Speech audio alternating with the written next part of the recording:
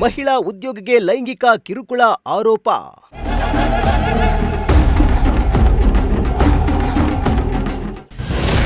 ಹಸಿರು ಸೀರೆ ಧರಿಸಿ ಕಚೇರಿಗೆ ಬಂದ ಮಹಿಳಾ ತಂಡ.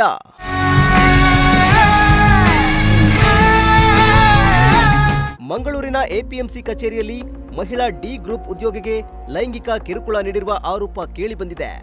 ಈ ಆರೋಪದ ಬೆನ್ನಲ್ಲೇ ರಾಜ್ಯ ಹಿಂದುಳಿದ ವರ್ಗ ಆಯೋಗದ ಸದಸ್ಯೆ ಪ್ರತಿಭಾ ಕುಳಾಯಿ ನೇತೃತ್ವದ ಮಹಿಳಾ ತಂಡ ಕಚೇರಿಗೆ ದಿಢೀರ್ ಭೇಟಿ ನೀಡಿ ಅಧಿಕಾರಿಯನ್ನ ತರಾಟೆಗೆ ತೆಗೆದುಕೊಂಡಿದ್ದಾರೆ.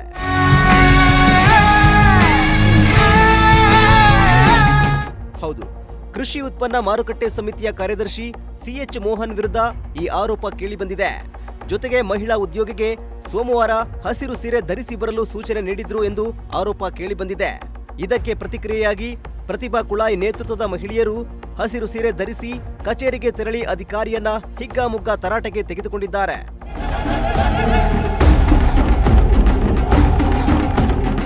ಇನ್ನು ಮಹಿಳಾ ಉದ್ಯೋಗಿಗೆ ಹಣದ ಆಮಿಷವೊಡ್ಡಿ ಲೈಂಗಿಕ ಕಿರುಕುಳ ನೀಡಿರುವ ಆರೋಪದ ಹಿನ್ನೆಲೆಯಲ್ಲಿ ಸಂತ್ರಸ್ತೆ ಪಣಂಬೂರು ಎಸಿಪಿಗೆ ದೂರು ಸಲ್ಲಿಸಿದ್ದಾರೆ.